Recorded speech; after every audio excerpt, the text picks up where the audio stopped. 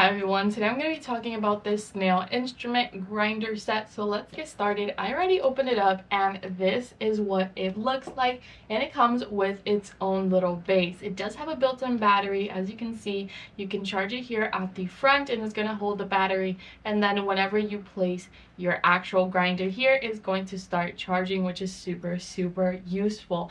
But it also has its own charger as well. It came charged up, so let's put it to the test. I think first of all, this is so small and cute, very useful. It did come with the nail instrument instructions and a little note so you can know what each drill bit does, which is super useful to have when you're doing your nails at home.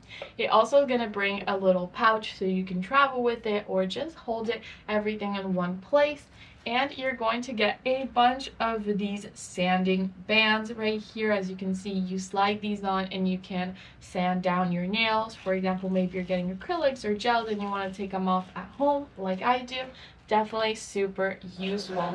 You're also going to get different nail bits. As you can see, some of them are for grinding nails and exfoliating, for example.